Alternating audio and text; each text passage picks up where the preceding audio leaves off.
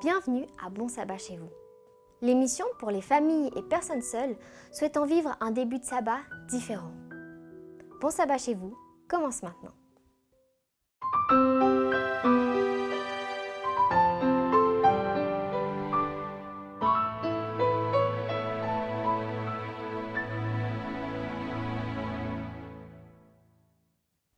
Bienvenue à toutes et à tous dans ce 10e épisode de Bon Sabbat chez vous, le 10e d'une série de 20 épisodes dans lesquels nous allons vivre un voyage spirituel avec le livre des Actes des Apôtres.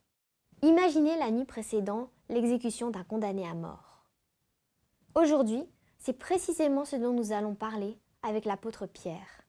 Pierre, qui un jour avait trahi Jésus, mais qui est devenu, avec l'aide du Saint-Esprit, un puissant prédicateur. Dans le chapitre que nous allons lire aujourd'hui, nous voyons que Dieu envoie un ange pour fortifier Pierre depuis la prison. Cette histoire est passionnante et montre que Dieu utilise sa puissance en faveur de son peuple. Ce soir, c'est Danilo Barelli qui présente cette histoire et son application dans notre vie pratique. Nous allons avant tout prendre le temps de louer Dieu avec ces deux chants.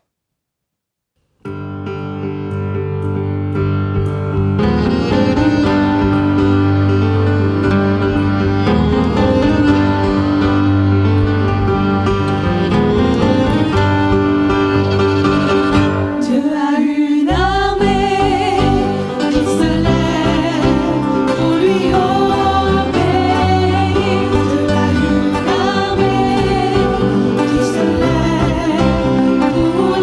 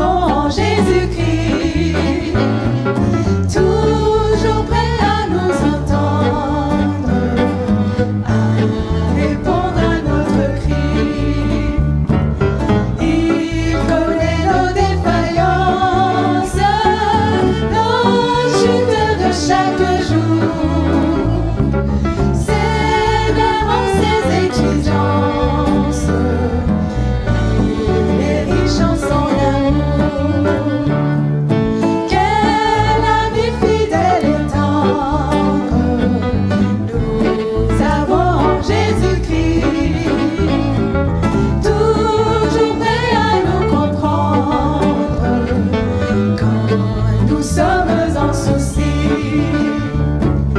Disons-lui toutes nos craintes, ouvrons-lui tout notre cœur. Garde ces paroles saintes, nous rendrons le vrai bonheur. Oh, oh, oh, oh, oh,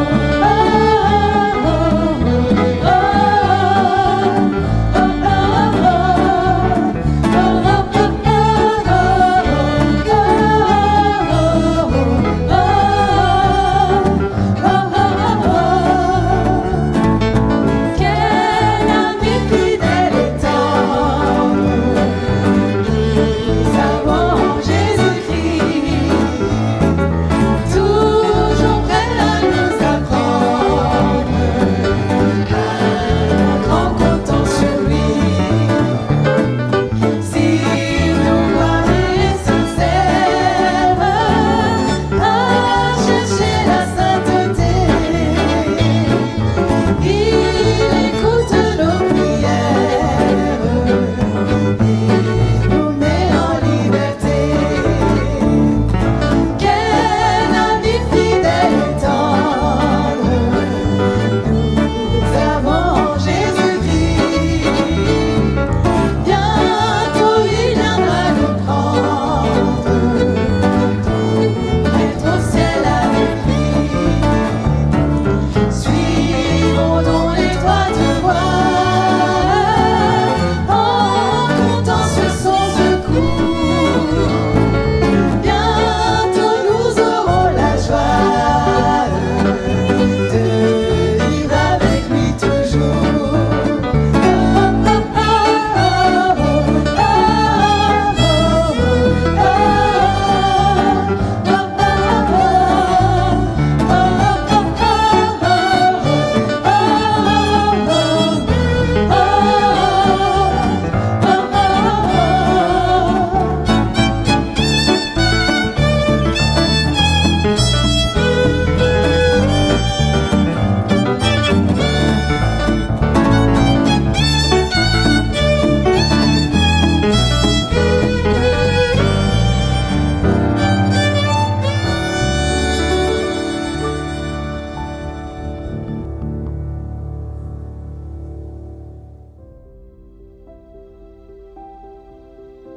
En 6 jours, j'ai créé le ciel, la terre, la mer et tout ce qu'ils contiennent. Puis, je me suis reposé le 7e jour. C'est pourquoi moi, le Seigneur, je bénis le jour du sabbat et je veux qu'il me soit consacré. Exode 20, verset 11. Merci aux musiciens et aux chantres pour ces beaux moments de louange. Avant de donner la parole à Danielo Barelli, nous allons regarder un extrait de film qui présente le passage dont il est question aujourd'hui. On se retrouve tout à l'heure.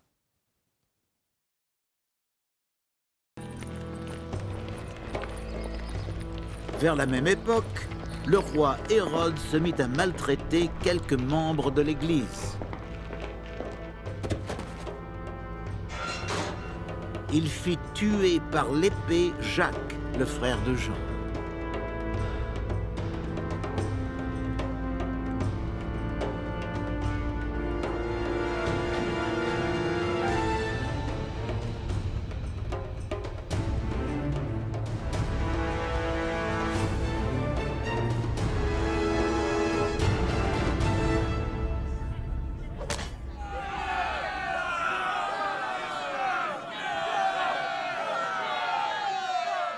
Voyant que cela était agréable aux Juifs, il fit aussi arrêter Pierre. C'était pendant les jours des pains sans levain.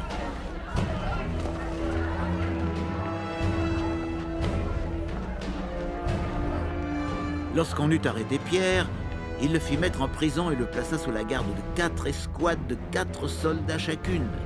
Il voulait le faire comparaître devant le peuple après la Pâque. Pierre était donc sous bonne garde dans la prison, mais l'Église priait ardemment Dieu en sa faveur. Et la nuit qui précédait le jour où Hérode allait le faire comparaître, Pierre, attaché par 2 chaînes, dormait entre 2 soldats, et devant la porte de la prison, des sentinelles montaient la garde devant la porte. Tout à coup, un ange du Seigneur apparut et la cellule fut inondée de lumière. L'ange toucha Pierre au côté pour le réveiller. « Lève-toi, vite !» lui dit-il. Au même instant, les chaînes lui tombèrent des poignets. « Allons, Allons, poursuivit l'ange. mets ta ceinture et attache tes sandales. » Pierre obéit.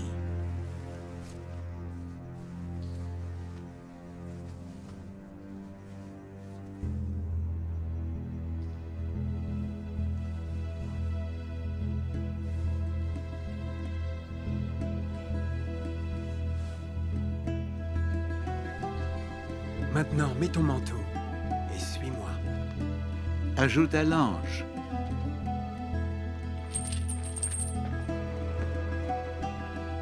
Pierre le suivit et sortit sans se rendre compte que tout ce que l'ange faisait était réel.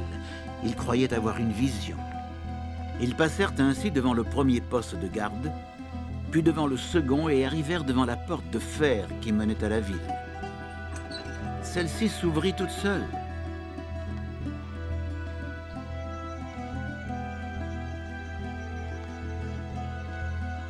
Ils sortirent et s'avancèrent dans une rue, et soudain l'ange le quitta. Alors seulement Pierre reprit ses esprits et se dit : « Ah, maintenant je réalise bien que le Seigneur a envoyé son ange et m'a délivré des mains d'Hérode et de tout le mal que le peuple juif voulait me faire. »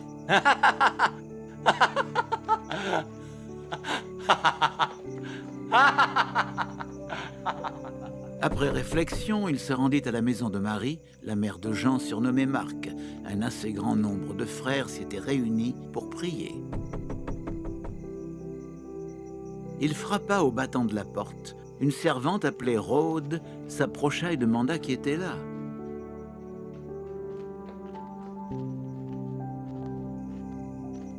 Elle reconnut la voix de Pierre et dans sa joie, au lieu d'ouvrir, elle se précipita pour annoncer : « C'est Pierre!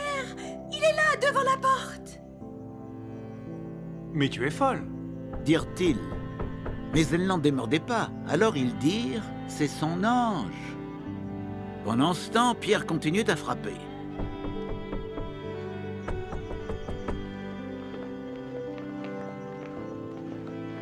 Quand ils ouvrirent, ils le virent et furent émerveillés. D'un geste de la main, Pierre leur fit signe de se taire et il leur raconta comment le Seigneur l'avait fait sortir de prison.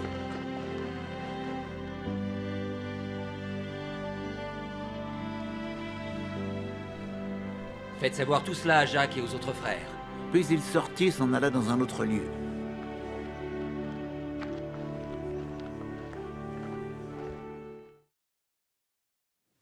Chers amis, on vient de suivre le combat de l'Église primitive et on a vu tout à l'heure dans le film et dans le récit biblique une partie de l'histoire de notre Église aussi, de l'Église primitive. Certains chrétiens persécutés de Jérusalem, de la Judée, s'enfuient. Surtout après la persécution d'Étienne.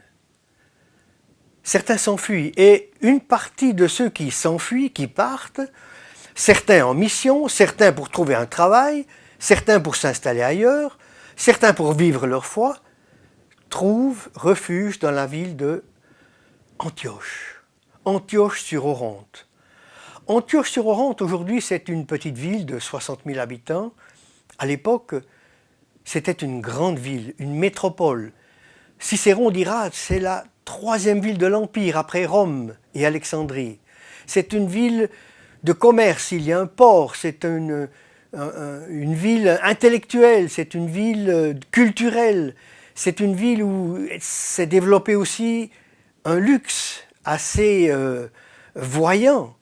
On en a des preuves en regardant aujourd'hui dans les musées les mosaïques de cette époque et de la ville d'Antioche. Et là, certains chrétiens trouvent refuge.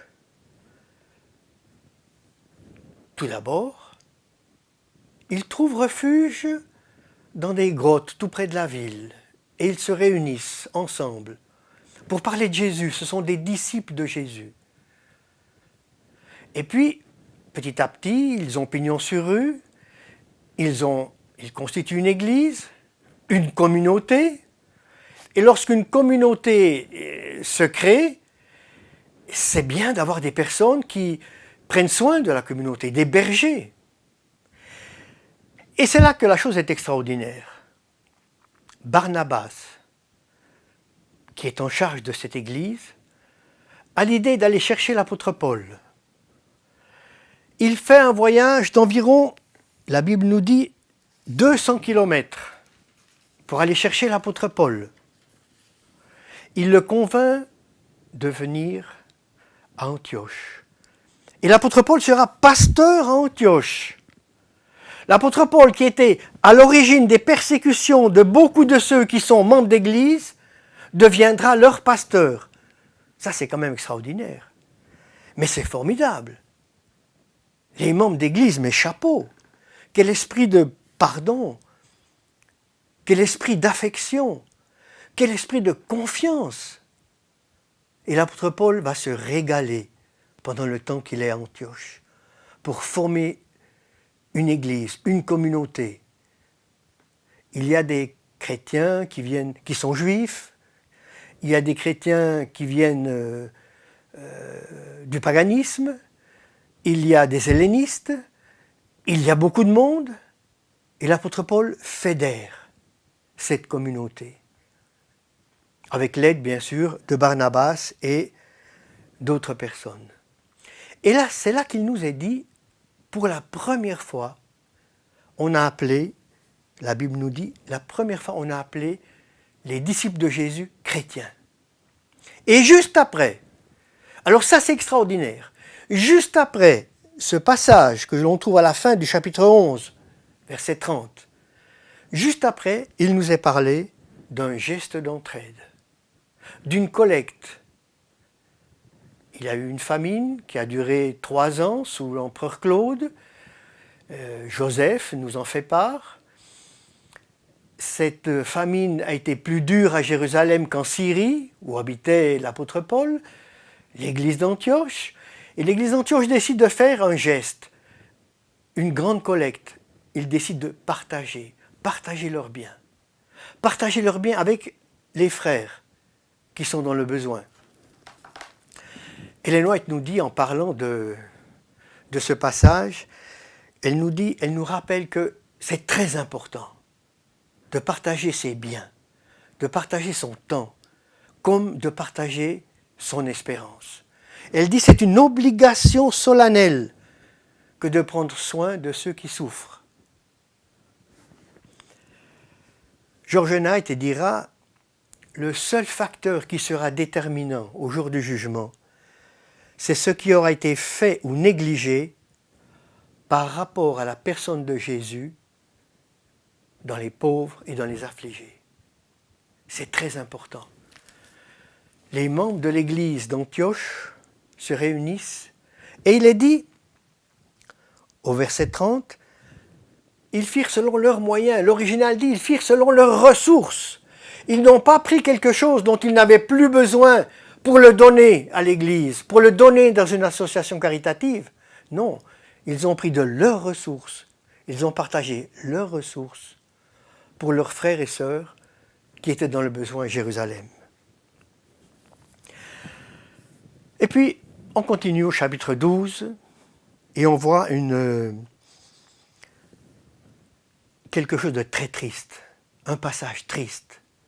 L'apôtre Jacques est mis à mort.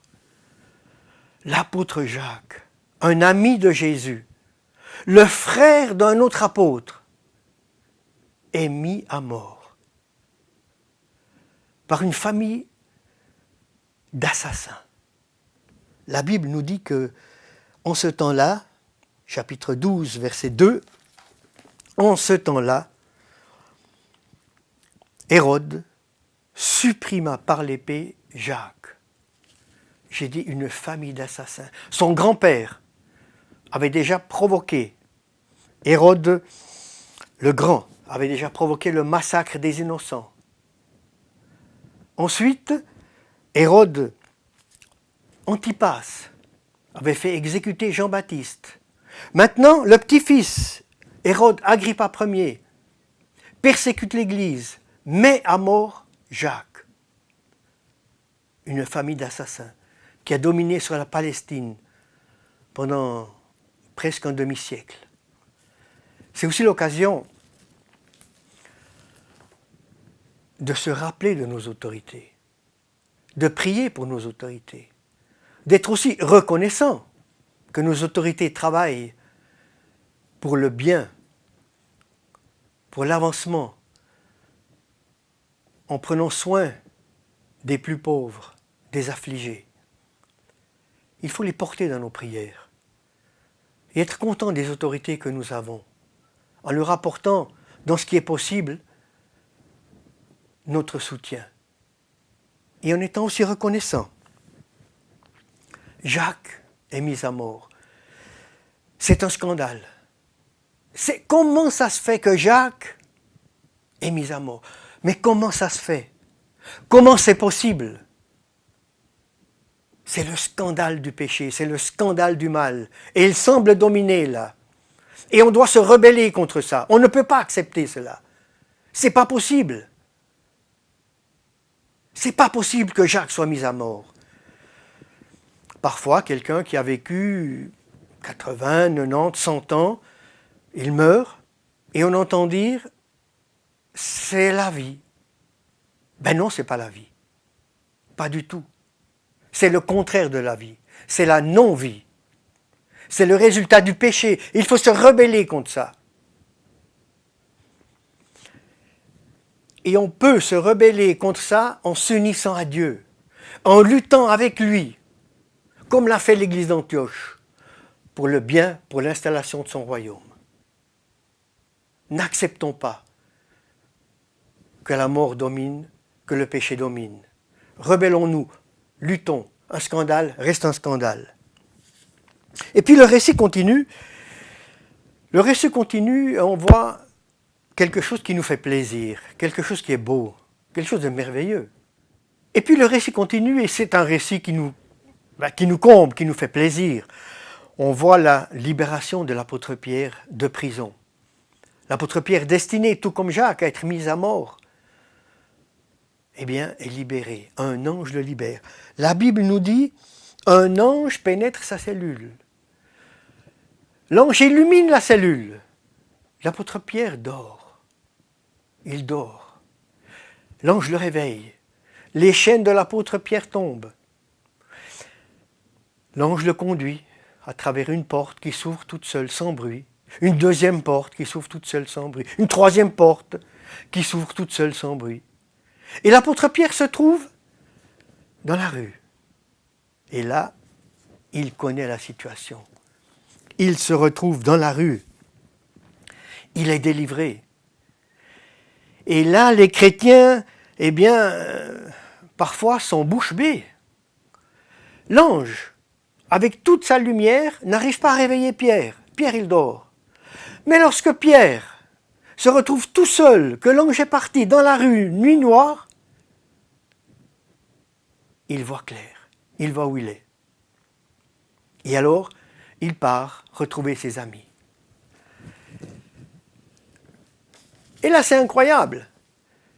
Les chrétiens sont pris en flagrant délit d'incrédulité. On prie pour la libération de Pierre, et lorsqu'on le voit, on a du mal à le croire. Comment c'est possible? On ne lui ouvre même pas la porte tout de suite. Il doit insister. Mais oui, c'est moi. Une libération magnifique. Et là, on parle du ministère des anges. L'ange qui est là, qui aide, qui délivre. L'ange qui console, qui fortifie, qui encourage. Il y avait un ange à côté de Jésus à Gethsémane. On ne nous parle pas de théorie sur les anges.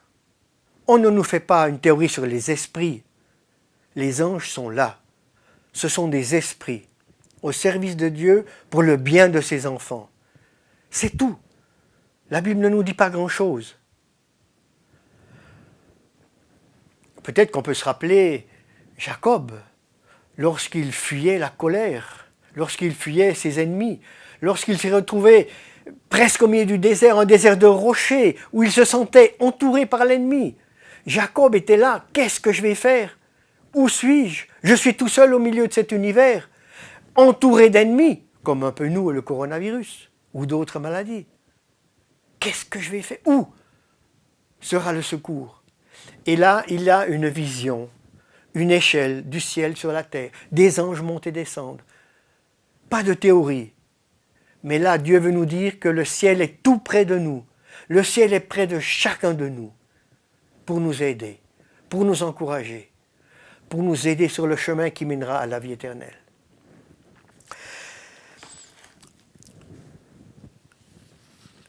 Chers amis, il y a un texte encore un peu difficile, la fin du chapitre 12.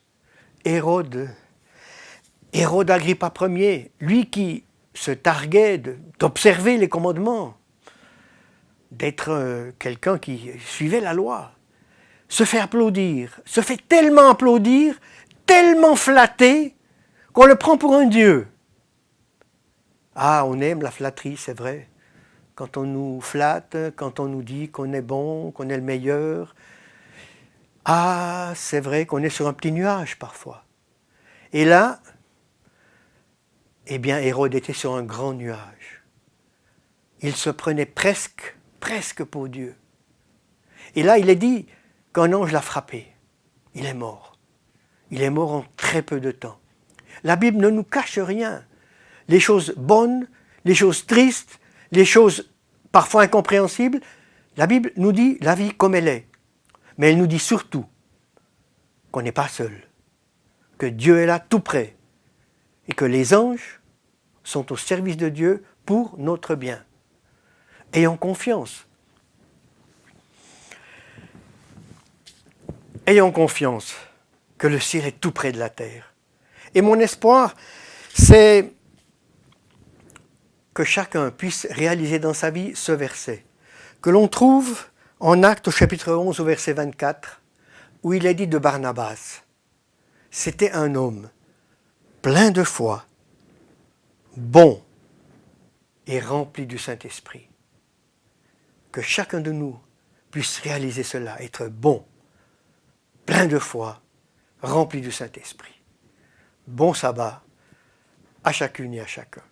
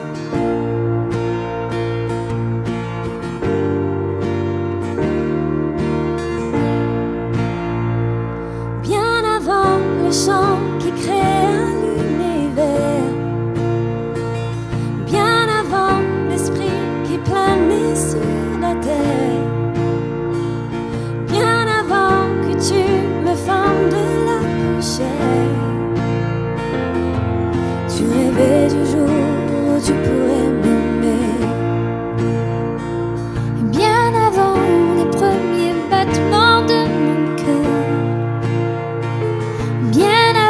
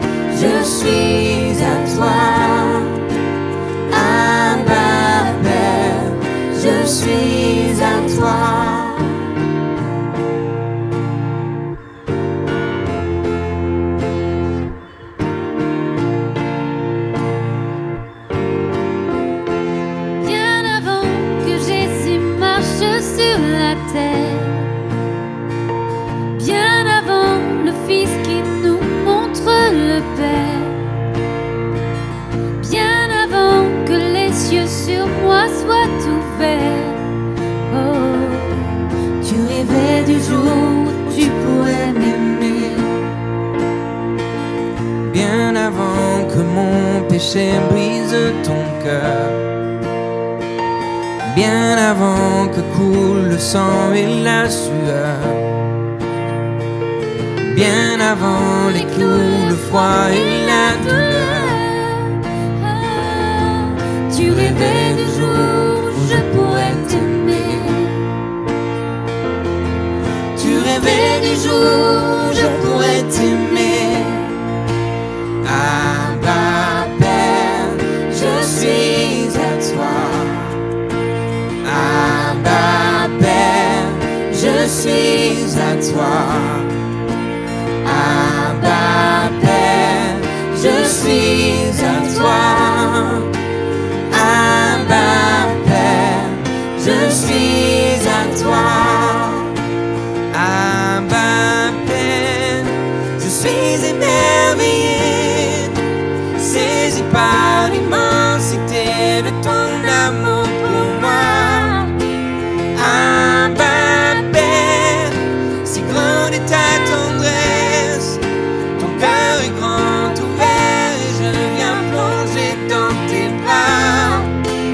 Abba Père, je suis émerveillé, saisi par l'immensité de ton amour pour moi. Abba Père, si grande est ta tendresse, ton cœur est grand ouvert et je viens plonger dans tes bras. Abba Père, je suis à toi. Abba Père, je suis à toi. Abba Père, je suis à toi. Abba Père, je suis à toi.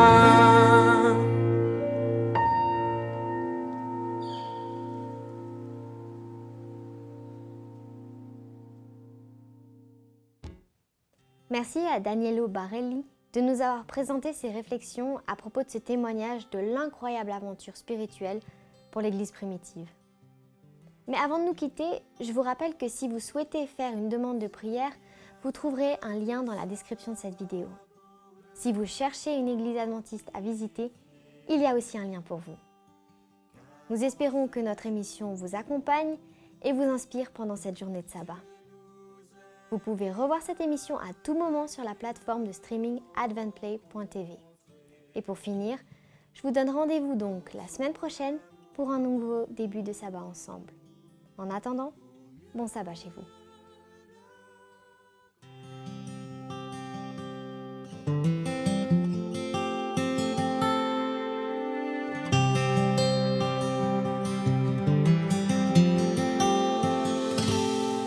Souviens-toi du sabbat pour le sanctifier,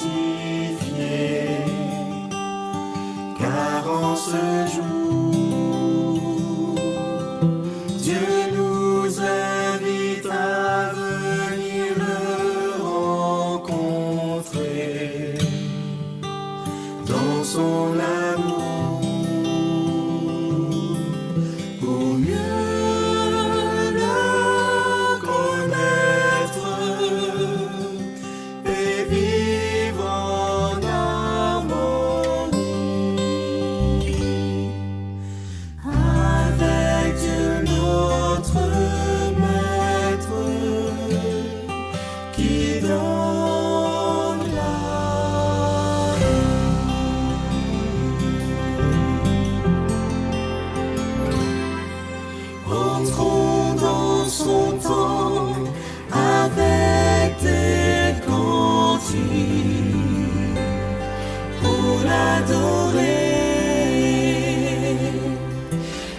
remplissons ce lieu de nos voix de musique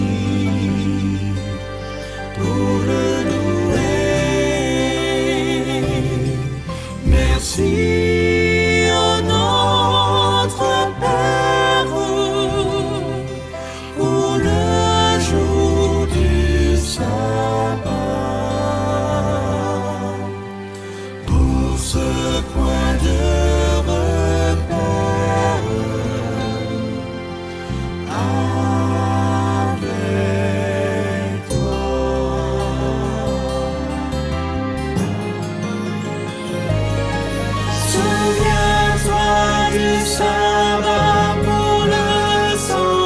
sanctifié, car en ce jour,